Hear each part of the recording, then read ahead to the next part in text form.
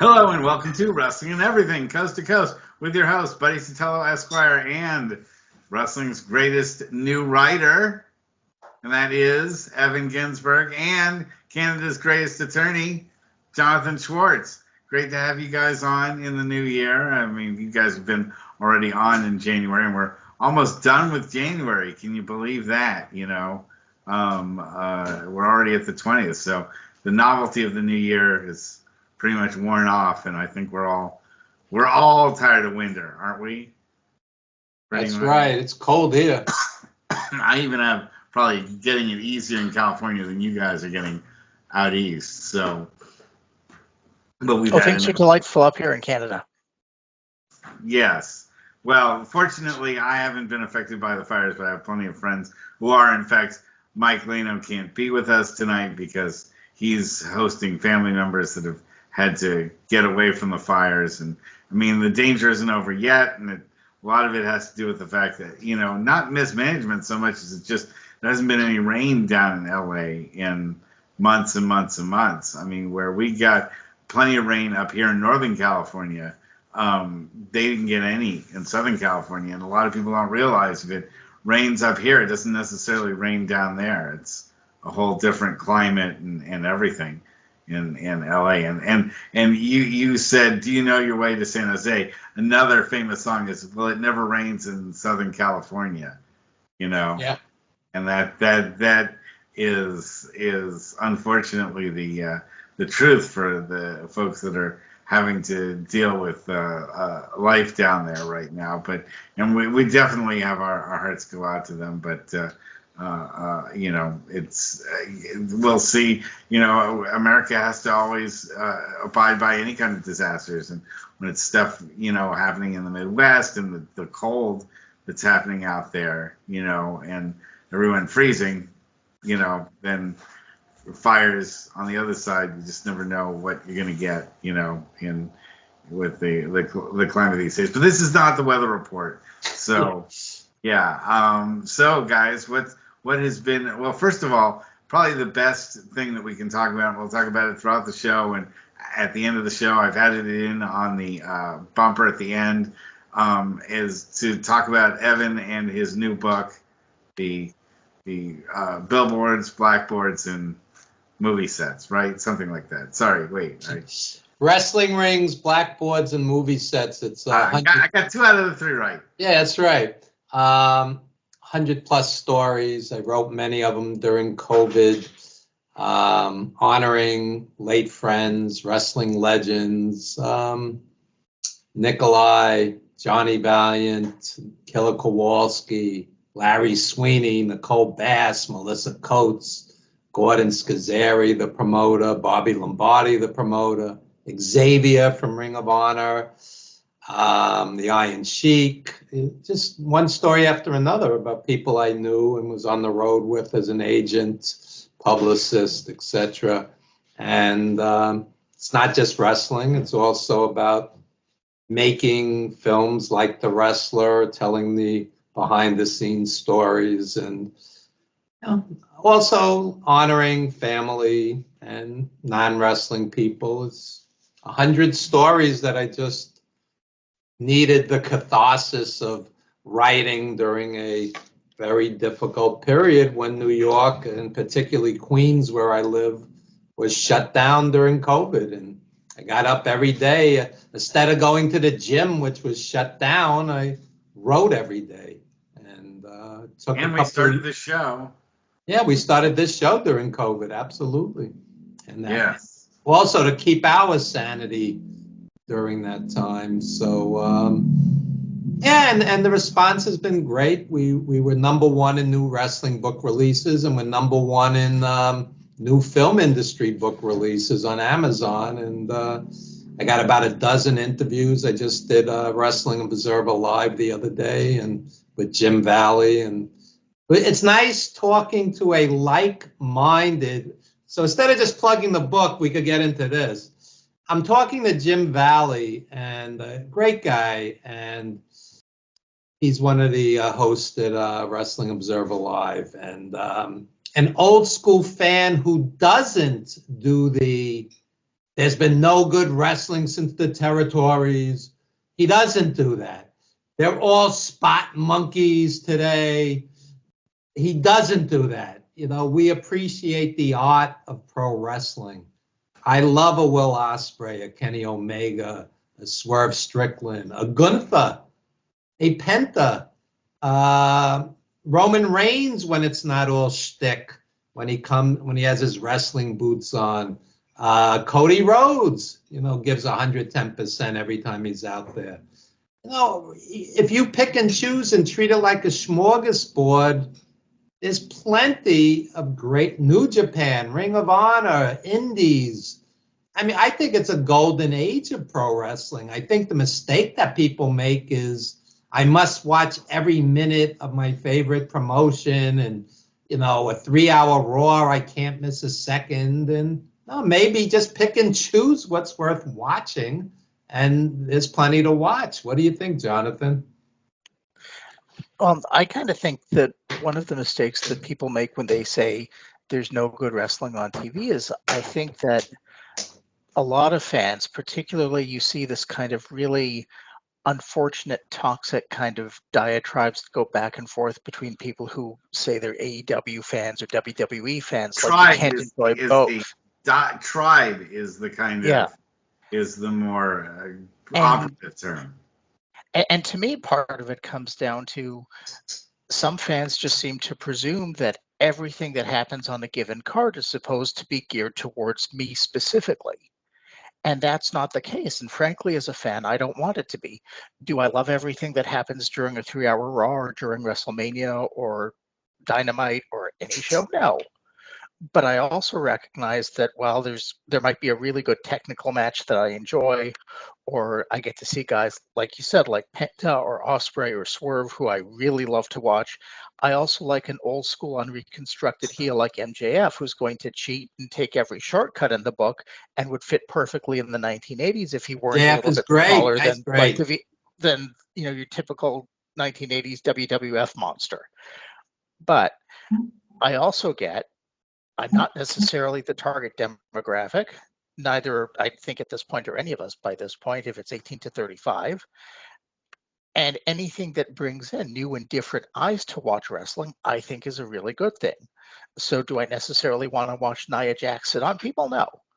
But there are people who do, and I would rather there be a variety of different wrestling on TV for them to enjoy, and hopefully it gets them into the stuff that I like. And if not, at least we can have an informed discussion like we do here about what it is we like about what we like. And I think that that's kind of missing from the scene when people get so focused on I like what I like, and there hasn't been anything good happening in 40 years because it's not what I like. 40 years ago, you were the audience. Now the audience has changed a bit, but you still get represented. And there's something to be said for the product just evolving. Or devolving, or both. Yeah, I think that again, we've talked about many times. It's a lot of it has to do with the presentation itself, lacking things that I think make it more or less viewable, like when they do things like the picture-in-picture stuff, and that they, blast you with commercials, and that they go way too long on the intros and don't give you as much ring action as you would, like, and that, that it's geared towards a different viewing type, and people. Sorry, can I just throw something out on that, on the intro point specifically? I'm sorry? Yeah, I just wanted to throw something out. I absolutely take the point, and the presentation definitely has changed. But two things to that point.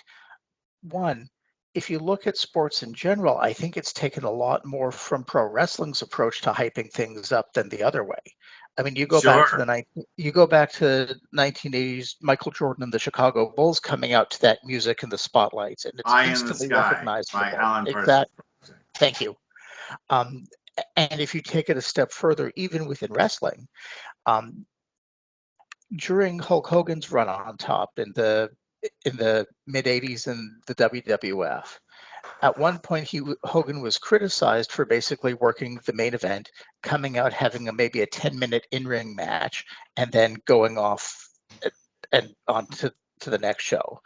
And Vince McMahon, who was producing the shows, was actively criticized about this by a reporter. And he told the reporter that no, that Hogan's match actually starts the moment he comes through the curtain. So if you factor in the music and the posing and the ripping off of the shirts and all the playing to the audience and that kind of thing, and the pop that he would get for it, and I'm talking about 80s Hulk Hogan, not the Hulk Hogan that we know now, unfortunately. Right. But if you count all that, Hogan was basically working a 30-minute performance that took every bit as much energy as a Ric Flair match.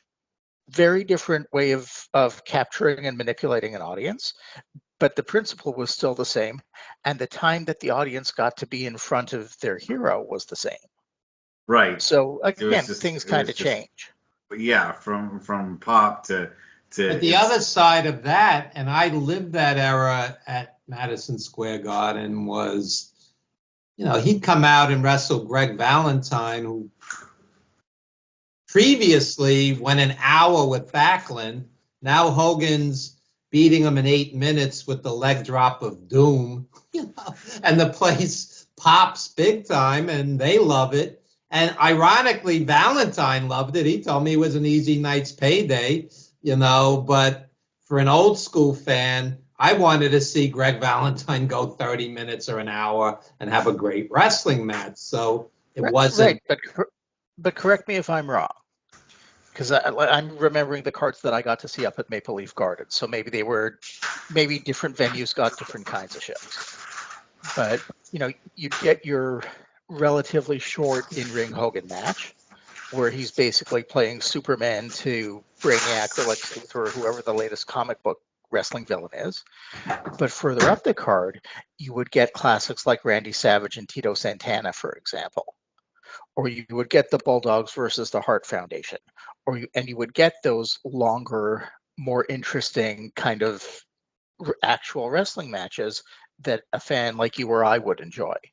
Or if you were in New York especially, they would bring out Bruno Sammartino because they weren't necessarily as sold on Hogan as the main drawing card, and have Bruno go over somebody like One Man Gang or Honky Tonk Man or Greg Valentine or anything like that, just to kind of shore up the card. I mean, they relied on Bruno from the beginning, from his first reign through Pedro Morales, through Bob Backlund, through Hogan. Not so much at Flair, because even though he was very popular back in the day, but he was bigger here in Toronto before he went to New York. But by the very late 80s, they had jumped the shark, and it was really for kids, kiddies, and it was mostly cartoon characters. There were exceptions. Randy Savage was extraordinary, and later on, Shawn Michaels and Bret Hart, of course, on top. But I basically, for the most part, abandoned it and went to NWA shows in Philly and Joe Goodhart TWA shows, and later ECW. And also we had Pro Wrestling USA, which was AWA and NWA. And when that collapsed, we were getting straight AWA shows in the New York, New Jersey area. So, yeah, I mean, it evolved or it devolved or both, however you want to look at it. And to this day, when they have a WWE pay-per-view, I'll call it down the middle and I'll say I was numb for half the show, and then Gunther comes out and has a very good match, or Cody Rhodes has a very good match, or Roman Reigns on the right night, and then it kind of salvages it. But well, that's what I'm saying, and that's maybe the point that's a little bit that you were saying a little bit earlier, but maybe to refine it a bit, which is that you didn't have to work hard as a viewer to find the great matches from yesteryear. You kind of, and also building into Jonathan's point, so looking at a card, like, a WrestleMania card, like what matches were going to be really fantastic and what you want to tune in for. It's getting harder to predict exactly what match you're going to get from a lot of guys, except the ones you really can rely on, like, an Ospreay or a Gunther or something like that. But by and large, the middle of most of the cards now are a lot of matches that aren't watchable, or they're very hard to watch, like a Moxley match. Okay, often gets buried towards the middle of the card, and usually that is, they're basically car wrecks of booking. In AEW, when Moxley gets into the ring, I usually go, it's time to turn the channel, because I know otherwise if I stay, I'm gonna see something I don't like. And so it's the middle of the card used to be a really fun place for wrestling fans to watch some pretty cool matches, middle card matches, like a Dino Bravo, for instance, against maybe a Bob Backlund, or you'd see like a Tito Santana against Bad News Brown or something. The ones where you're not entirely sure which one of them's going to get over. And so you're not the booking matters. And okay, sorry, go ahead, John. I think we're talking about slightly different things. I think part of what you're talking about, well, part of it is just the aesthetics of what kind of wrestling you prefer, whether you like a Jon Moxley garbage style match or whether you want to watch a technical 5-star classic between Kenny Omega and Swerve Strickland. And I think we're all in the latter camp for the most part. But I think quantitatively, you can just say that those Moxley matches are just not good. They're just not. I've seen him in good matches. I've seen him in plenty of good matches.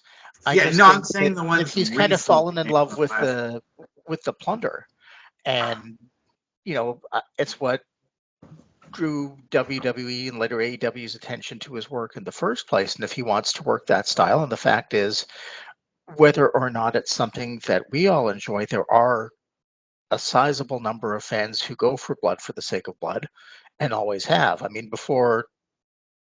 You're not going to tell me Abdullah the Butcher, even in his prime, was a technical master. I mean, his shtick has always been bleeding for the sake of bleeding. The Sheik, who actually could do holds, his shtick was always bleeding for the sake of bleeding, and he was very good at it. I think that the bigger issue that we're all kind of going around is how predictable a lot of the booking is these days. And I wonder how much of it is, there's a push towards one guy wins, then the other guy has to win, and nobody ever seems to really break out of the pack as easily as they used to. Or whether we're just more sophisticated because we watch so much more and there's so much more available and there's so much backstage stuff that's readily available. So, I mean, historically, you could pretty easily see if a heel was coming into the territory and they went through Dominic DeNucci and they went through Chief Jay Strongbow and they went through Victor Rivera on their way to getting up to Bruno Sammartino or Peter Maivia or whoever. It was a pattern. Or an Intercontinental title shot first. Yeah. And then once you did get to Bruno, 9 times out of 10, it was always going to be a 3-match series at the Garden. Heel was going to go over by disqualification, or Bruno gets bloodied and counted out the first one. Second is going to be a double disqualification or a count out. And then Bruno finally pins and sends the heel on his way in the third. Well, we didn't think about it like that. Only if they were real big draws did they go 3. Usually it went 2, and if they didn't draw, it would go 1. But for the most part, on average, it was 2. Same with Backlund. Pat Patterson and Backlund went 4, which was Sergeant Slaughter got a 4-match run, which was unheard of. Yeah, those were good matches. Slaughter in his prime could really work. Slaughter was great. Well, it's a shame we didn't see that in his late, when he finally did win the world championship. By that point, he wasn't nearly the same in ring as he was in his prime. 80 to 85, that guy was unbelievable, and after that, he started to slow down. Even in Pro Wrestling USA, they were pushing him like the top guy, and he had slowed down by that point.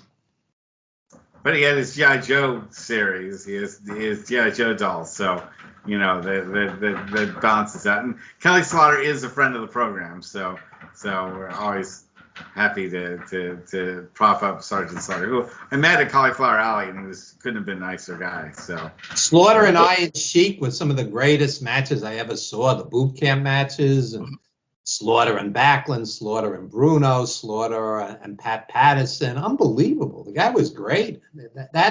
Those couple of years, him and Morocco were like untouchable, and Snooker was amazing that period. Piper. I was talking about this the other night. I said in that transition period when Vince took over, Junior. Piper and Snooker and Slaughter and Sheik and Piper and Orton teaming up and Morocco and Snooker. It was some great, great stuff. But after a while, they threw the baby out with the bathwater, and they just turned it into pretty much a cartoon, which was a shame because that 1984-85 period, there was some great stuff still going on. I think one of the biggest misses of that period, looking at it in hindsight, and I get why he didn't stick around too long, Dr. D. David Schultz. He was Stone Cold Steve Austin before Stone Cold Steve Austin. And even more so than Steve Austin, man, was that guy a menacing heel. I was at the Garden. They had Schultz and Piper against Snooker and Andre, and they bloodied up Andre, and they carried him out in a stretcher, and we like couldn't believe it because like Andre was like invincible that era, and ultimately Andre and Snooker lost the match. It was a DQ or whatnot, but they lost the match, and Andre never lost at the Garden.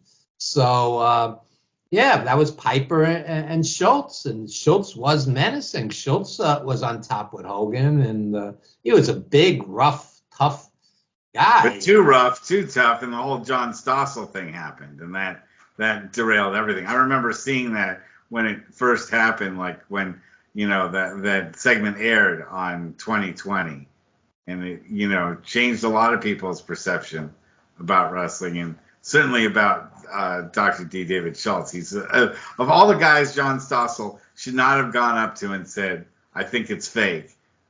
David Schultz was like the one guy he shouldn't have. I mean, most of the other guys would have laughed it off or made a joke about it, but you just don't say that ever to a guy like David Schultz ever. I disagree. At that point, I think most of them would have defended kayfabe. I mean, Richard Belzer tried to get cute with Hulk Hogan, and Hulk Hogan put him out. Right, but although I think it was an accident. I don't think Hulk Hogan really meant to knock him out. I think he just meant to flex his arm on his head, and Belzer just is not the stoutest of individuals. I think it just knocked him out because I think Fred Blassie would have described him pretty well. Yeah. The first thing, look, I've done thousands and thousands of interviews over the years, and no matter what the interviewee or the interviewer is saying, you're supposed to be polite and not snarky. And Stossel came at him, in a nasty manner. You don't talk in a condescending way. I mean, there could be something I don't appreciate, but I'm not going to talk down to the person I'm doing an interview with. You always want to show respect to somebody. I've been on wrestling shows where the corporate apologists are defending Vince, and I totally disagree, but I'm still not going to be downright nasty. I'm going to state my opinion in a polite way, and so these are big, tough guys. You really have to watch what you're saying to them first of all. But I didn't think Stossel was particularly polite. Yeah, I mean, he didn't deserve to get hit. But of course not. Of course, nobody does. But you also don't stick your hand in the tiger's cage and, poke the tiger. And, a guy like, if he'd done his homework at all on who he was interviewing, I think he would have said, I need a different approach to someone like, I mean, you go up to, someone like Salvatore Bellomo and you say, you think it's fake. He's not going to punch you for thinking that it's fake. He's going to laugh at you, or he's going to say, no, speak it to English. Yeah. And then, walk off. But what if you pose the question in a polite manner? We're under the impression that wrestling has predetermined outcomes. it's still a magnificent entertainment and spectacle or whatnot. Honestly, Dr. D would still probably want to kick your ass. I'm just saying there's ways to that's- say something where you're not antagonizing a 6'7" 300-pound wrestler. But there's also like doing your homework and going, of the 6'7" wrestlers I should talk to, should I ask this question to Hillbilly Jim? Right. Or should I ask this to Dr. D. David Schultz? And sometimes guys can really surprise you. I would say this, you would think, oh well, don't talk to a guy named Dr. Death, Steve Williams, but that guy couldn't have been nicer. I mean, he was one of the nicest and quietest guys I'd ever interviewed. I mean, really, but then you go, well, then, what about a fan favorite like Lex Luger? Lex Luger gave me one of the worst interviews I've ever had and was just totally tuned out. And not always, fan favorites aren't always the nice guys to interview, and heels aren't always the worst people to interview. Back in the day, whenever they asked a wrestler, mainstream press, when they asked or implied it's not real, the wrestlers would give the standard, my broken collarbone was real, my broken leg was real, the injury I got was real, and that's how they fluffed it off, and it didn't come down to, hitting the reporter. Well, actually, he did the ear thing. Yeah, ear slap. He didn't punch him, but yeah. Jonathan, your thoughts? No, well, Bill Maher, even as recently as the early mid-90s, had a panel of WCW wrestlers on. And it's a clip that's still viral today. He had Medusa Michelli was on, and Roddy Piper. And Maher, who's always snarky with everybody, basically starts antagonizing Piper about wrestling being fake. And Piper basically drops his trousers and shows off his artificial hip. And then it kind of devolves into, wrestlers undressing in front of people, and Piper gets the last word on that too. Contrast that with, I don't know if you've ever seen the show It's Always Sunny in Philadelphia. So it's basically Danny DeVito's in it, and these four other people play it's really kind of an over-the-top dumb comedy. It's hilarious. It's like Seinfeld, but with more... But with less of a moral compass and dumber. Yeah, everybody, is dumber and more evil. Yeah. Basically. But Piper actually did a couple of episodes of that show. I mean, he's done a ton of stuff over the years and on TV and movies and that kind of thing. And the cast had nothing but nice things to say about him. That he came on the set and he was completely intimidating because to, a group of, smaller people like actors tend to be. Danny DeVito's pretty small. Yeah. He's, DeVito also worked with Andy Kaufman back in the day. So he had a bit of exposure to the business via going taxi to the Jerry Lawler thing too. But so Piper comes in and he's being Roddy Piper and intimidating the hell out of everybody until he understands what everybody's there for and they're not kind of going to go after him. And from that point, everybody who's ever worked with Piper talks about what a nice guy he is and how he tells stories, and just a really, really, really lovely man. I have a friend who used to work for the March of Dimes here in Toronto, and she worked frequently with guys like Bret Hart and Piper and other people who would come through because they, to an individual, they always wanted to make time for kids, especially kids who were in difficult circumstances. And, according to her, Piper was very open, very emotional, very friendly, would give the shirt off his back to people. But at the same time, if somebody challenged him about this way that he made his living for 40 years, he would stand up and defend it in no uncertain terms. Yeah. Yeah, no, as often referenced by Leno and myself, the 2007 Wrestle Fan Fest was a huge disaster where, it was a fan fest where none of the wrestlers got paid. I remember Piper was at that, and he stood up for all the wrestlers that didn't get paid and tried to find a way to get them paid. He was like the one guy that was really like a rallying force to, make sure that people got at least money for plane flights they could fly back home, because the jerks that set the whole thing up cashed in their tickets on the way back, their away tickets, and when promising them that they would have flights back, they didn't actually have flights back. That was part of the whole scam thing. Now, switching from Piper being such a great guy to the other side of the ledger, what did you guys think about the Hulk Hogan booing on Raw? I know that it's been a couple weeks, but we had other guests, so I wanted to. It was not something we addressed.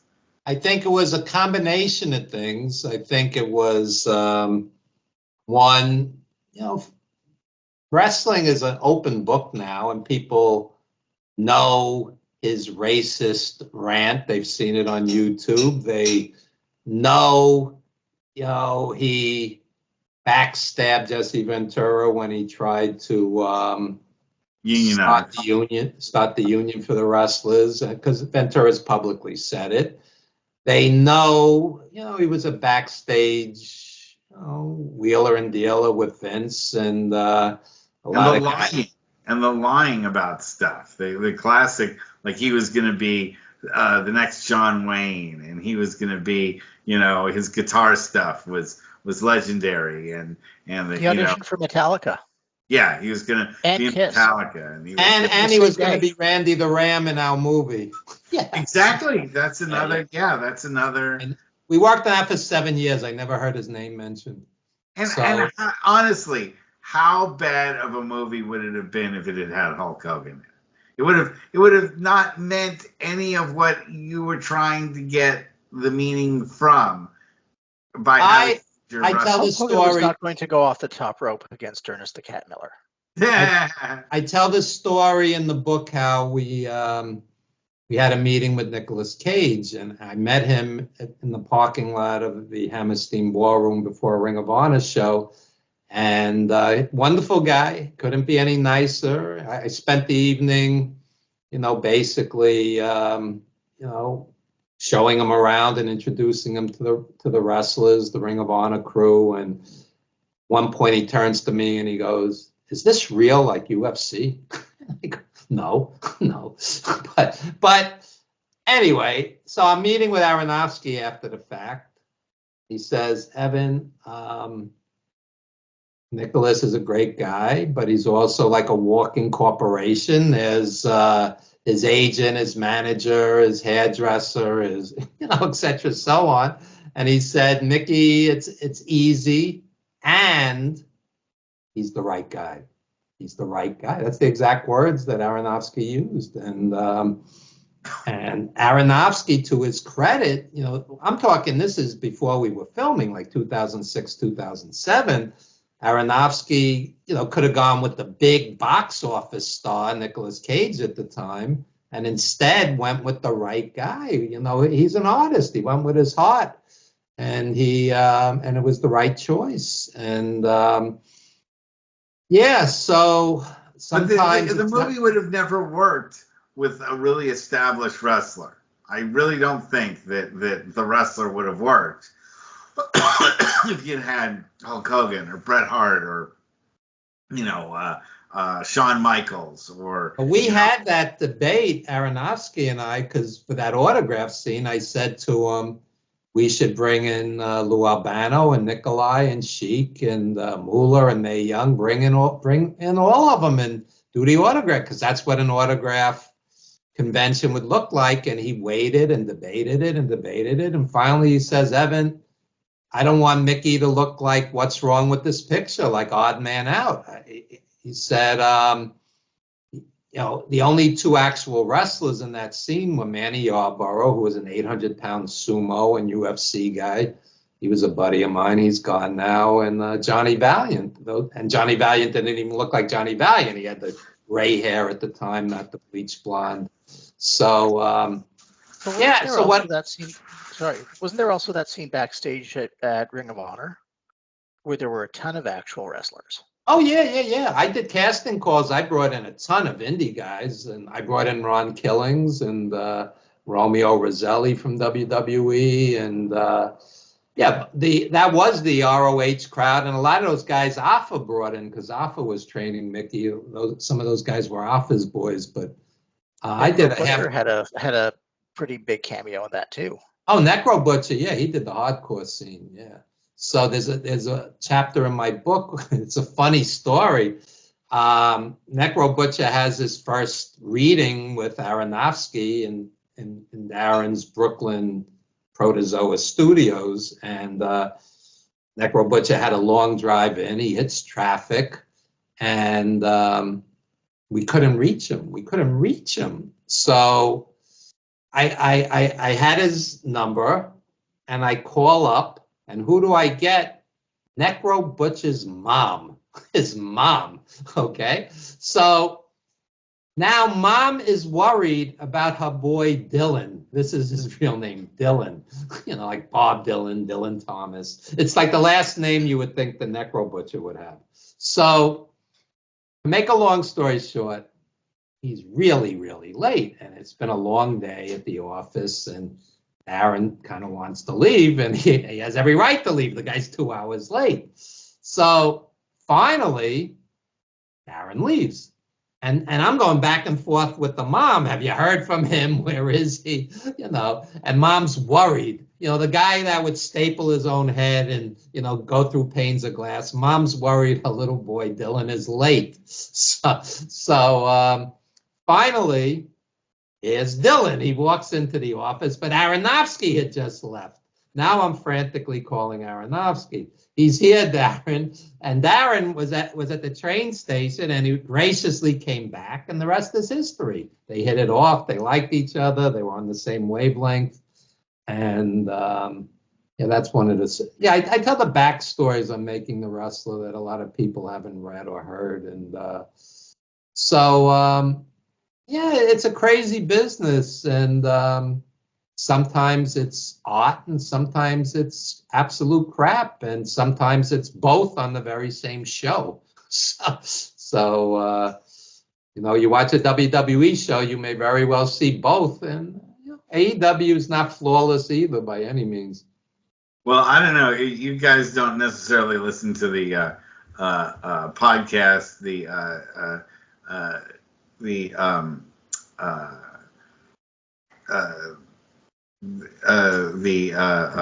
Jim Cornette podcast. Once in a while. Yeah, he was really slamming AEW this week. Not like he doesn't already slam AEW so heavily, but he was really getting into Tony Khan and just about how mismanaged AEW is, and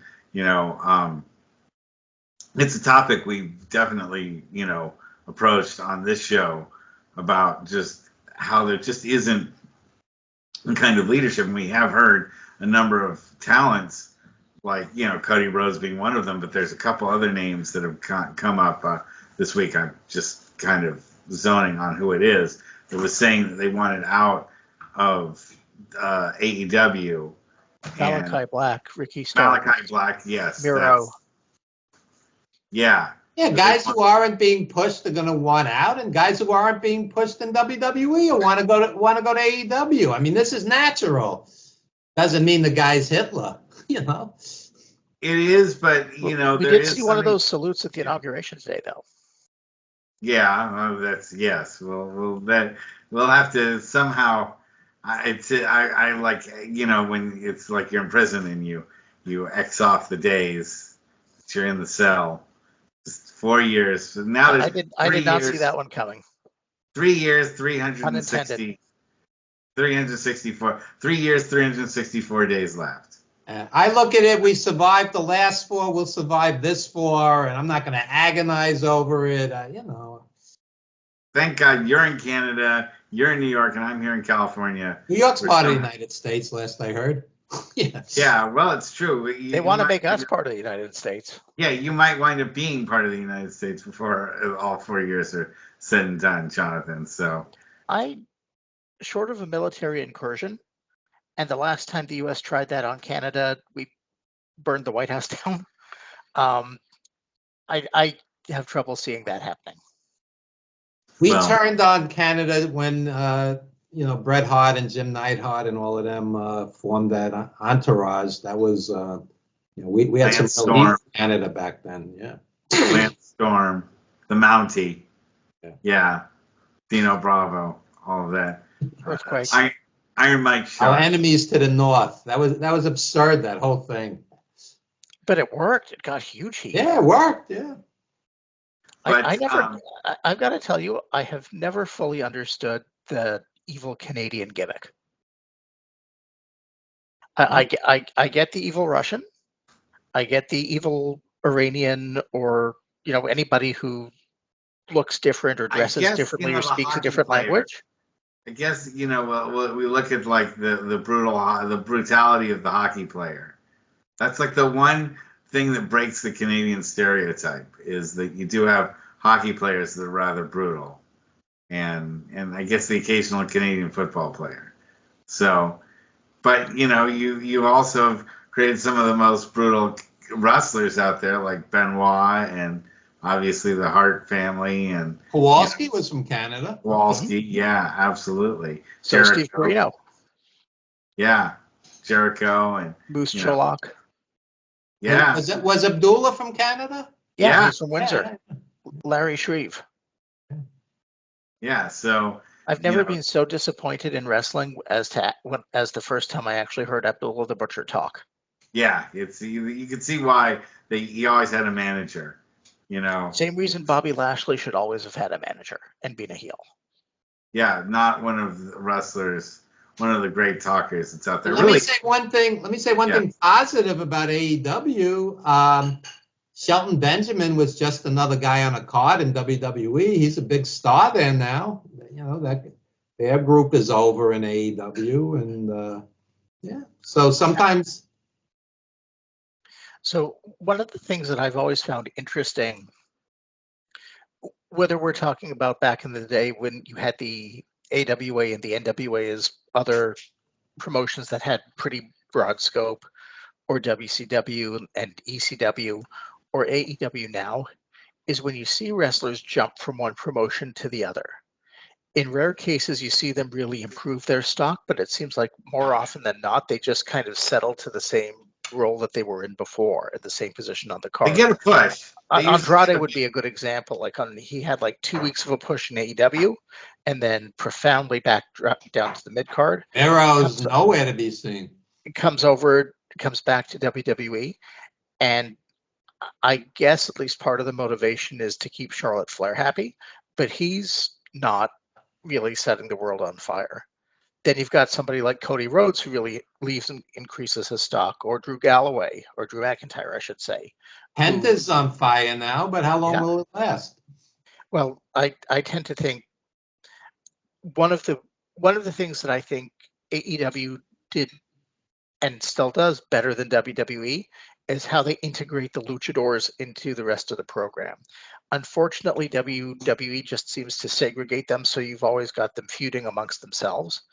But there isn't, there's no trios title, there's no Lucha Underground style title. They got rid of 205 Live, so they're just kind of in this continual churn.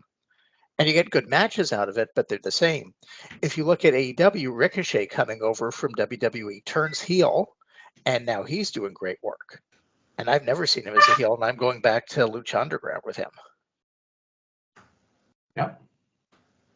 Well, I think that there's an emphasis on smaller wrestlers overall in AEW, and they don't go for just the giant. I mean, they do have their monster wrestlers in their Fed, but I think they've been more open to lighter weight wrestlers being a bigger part of the card than the WWE has until just kind of recently. And still, I think they have too many wrestlers, period, and inevitably somebody's going to be lost in the shuffle. Ditto WWE. There's just too many guys. Not enough hours to place them all. Well, and that's why I think it's kind of a shame that the WWE doesn't send more guys down to Next, and that the that AEW doesn't send more guys into Ring of Honor and make those feds more watchable and, basically stabilize them with some of the better talent that they do have in both of their respective feds. Ring of Honor is very unreliable, and you never really know. I don't really know when their show is on. I mean, I guess I can always watch it on the internet, but it's not on regular TV. The same thing with Next has been jumping around. I guess now it might be one of the few things that I can watch without getting a Netflix subscription, right? I mean, Next is still on regular TV without having to get. By the way, have you watched the WWE on Netflix now that it's available in Canada? Oh, everything's on Netflix up here. So, Right. so SmackDown and NXT are still network based in the US, but pretty much everywhere else in the world, it's all gone to Netflix. Right. So have you watched it now that it's? Yeah, I was actually watching it just before we went on the air. Okay. I don't see a huge difference. I mean, there was talk that they would age the product up a little bit in terms of what the content is. I haven't noticed anything significant on that end. I think they're still sorting out how to manage the commercial breaks because they still kind of chop it up, but they don't really have what to fill that time with. So you'll get kind of just like little profiles or random interviews or things like that don't really add to the flow of the broadcast. But I'm not offended by it. I think the best thing is because they're not bound by a network time slot. If the show has a natural end and you can break it off with some kind of momentum, they can do that now. So the show literally ended about 5 minutes ago instead of having to drag it out for a full 3 hours, which I appreciate. Yeah, I heard about that. I did hear about that. So, and yeah, they don't have to fit a bunch of commercials in and drag the thing out all the way till the bitter end of the hour. So I guess that's something. But I wonder what the number. I haven't really seen what the numbers are like to see what their kind of viewership is on Netflix versus what it is through what it was. He said they had a massive audience, millions of people, that premiere show. Really? So, I mean, but I guess, and the other thing is, will people be into it because of the novelty of it, but will they stay watching it, week after week, or will they, get bored and kind of move on? It's always the big question. It's the sustainability of it. And as I pointed out, it's weird when you do make the commitment to watch something on Netflix. Switching around once you're on Netflix isn't so easy. Channel hopping, quote unquote, isn't so easy to do as it is on Netflix, on regular cable. So, but I think that's a benefit of it. It's a benefit. If you were to go back to the Monday Night Wars, for example, and WWE doesn't have any direct head-to-head competition now like it did at various points in its history, then chances are from one segment to the next, you could actually lose a huge swath of your audience. That's why, for example, WCW would give away results of taped Raws. Well, I know it works for the WWE and so forth. I'm saying for the average viewer, are they going to want to stay committed to an entire, to switching on to Netflix, or is the first time that they switch off of Netflix to watch something else, will they just forget to go back? Because it takes you having to log back into your app, and it's not just a simple channel click. If once they go to commercial, or once they go and they hit a segment that, as you said, isn't as engaging, will people hop off of Netflix and not jump back to the programming? So that's what I'm curious about. So you guys might know better than I do. Do those viewers still exist?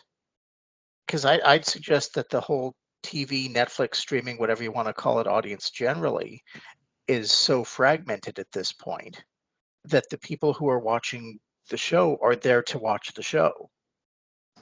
And I don't know how much channel flipping they're liable to get when they see something that they want is available that they want to watch.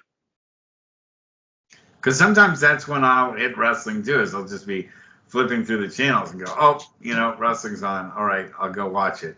I don't set the time aside to go, well, it's Monday night. It's time for me to switch over to Netflix, and I'm going to push off Monday Night Football. I'm going to push off basketball game. I'm not going to watch the baseball game. I'm going to just watch wrestling. Wrestling has always been sort of there to watch during the commercials. So it guarantees you you'll get some audience, whereas this one is asking more for committed audience. But you'll get the committed audience, but will that be the same number as the people that casually stop by and view? Some of the wrestling fans need to be committed. Yes, thank you. Yeah, but the other thing is, if something's on a streaming service, and I haven't tried this yet, so I could be wrong, it's also available after you first watch it. Right. So if I wanted to watch Raw or SmackDown and I didn't have the WWE Network when it was available, for example, it had to be more or less appointment viewing if I was going to see it. If it's on Netflix now and I can't catch it at the beginning at 8:00, I can always circle back to it whenever, for as long as it's on the service.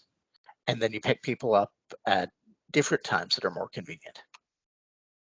Well, we'll see if the audience does that, or whether they just forget that it's on and does it, after the initial glory of it being on, Netflix. Do people still gravitate, and does it actually turn into additional subscribers for Netflix, or is it just the same subscriber base they've always had, just people watching the WWE as part of it? So will they get the big bump they're thinking of? Because certainly you're paying a lot of money to bring the WWE aboard. Let's see if it winds up financially being the kind of thing that they were expecting. So anyway, we're at the end of the hour here. Why don't you give fans a little bit more? We have a link to a thing at the end of the show and the ad, the place where I put the ads. We've got your book logo, Evan. Thank you. But tell people where they can get it if they're interested. Yeah, Wrestling Rings, Blackboards, and Movie Sets, 100 plus stories, 316 pages, available at Amazon. You missed the birth of your mother and father, don't miss this book. That's an old Ernie La headline. I stole that.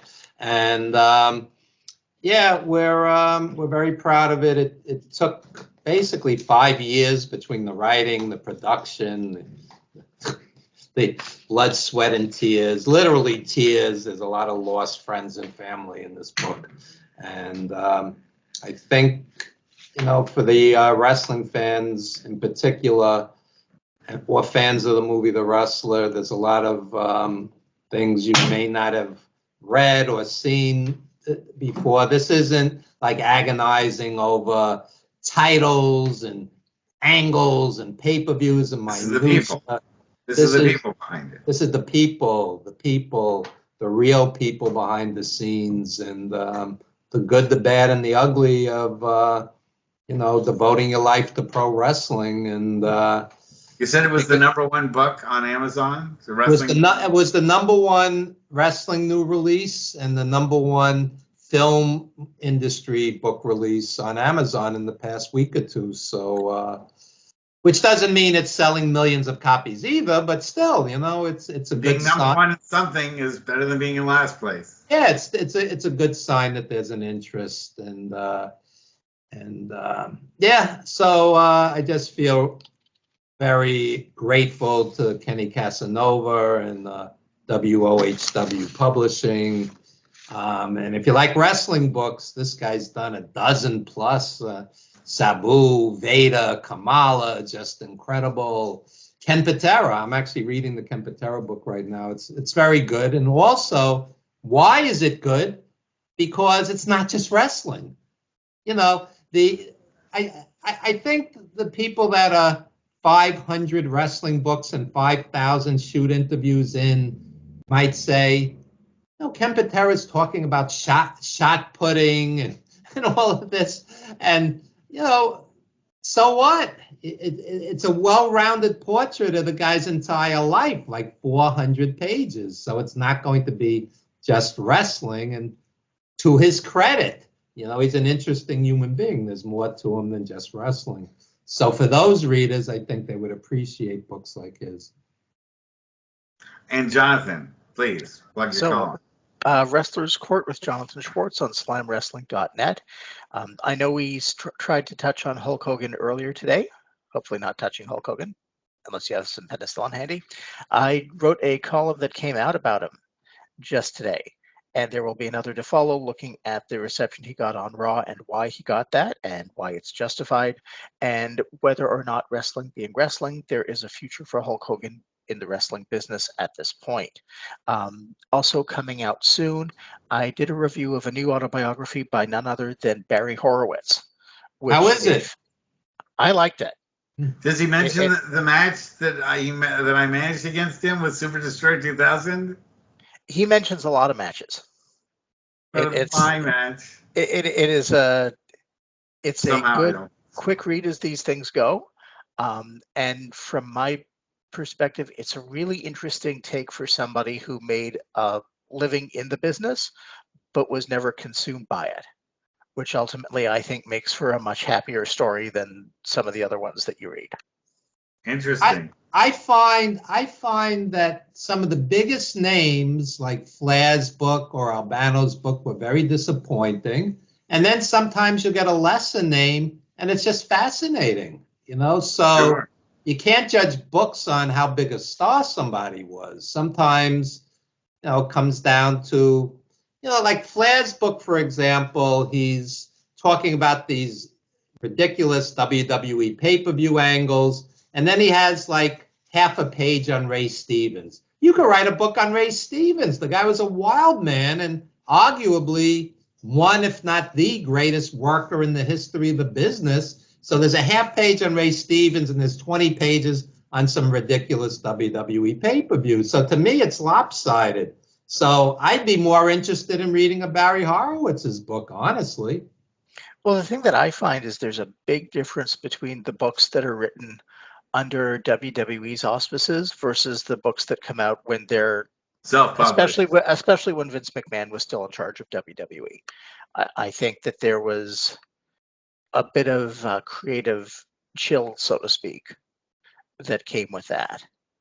And I mean, I think my two favorite wrestling books, three, were the Bret Hart autobiography, which was produced away from WWE, and is just one of the most comprehensive wrestling books that I've had a chance to read. I loved the first Mick Foley book. I was going to say Have a Night Stay. What a great book that was. I liked the first Chris Jericho book, although there's so many of them that that it's been a bit of diminishing returns. And of anybody, Bob Holly came out with a book several years ago. And that was another kind of really interesting look at towards the end of the territory system and a perspective on WWE from somebody that, was certainly a featured player and had a long tenure there, but was never really used as more than a supporting player in it. And who I would say had the talent, had things broken differently, to have played a bigger role. But that just kind of wasn't the way the cookie crumbled, so to speak. Horowitz's book is kind of more like that, but for me it's a bit more interesting because unlike Holly, who had plenty of mic time, for example, in his career, you basically saw Barry Horowitz in the ring, get a few moves in, and then on his back before the next commercial break. So to kind of get a sense of what he was thinking the way through.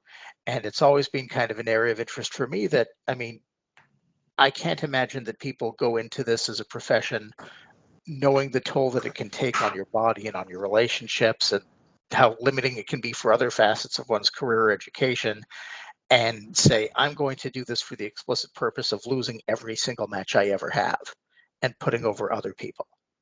And to kind of get that perspective for somebody who did that. Or the other thing that I often wonder is for people who are a little bit further up the card. Lance Storm has written a couple of books as well that are culled from a website that he used to maintain. And for me, the interesting thing was that, he would build up momentum to a point for the sake of feeding him to somebody else who they were going to push. And the question for me there was always, well, what happens if the guy he loses to facilitate that push, if that ultimately gets derailed for whatever reason?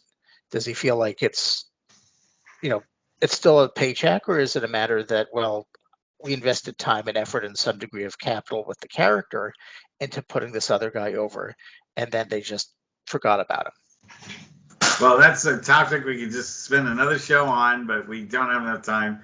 Guys always bring up these great topics like right at the end of the hour, and then, what are we going to do about it? So anyway, it's great to have you guys on for the show, and we'll see everybody next week. Good night, everyone.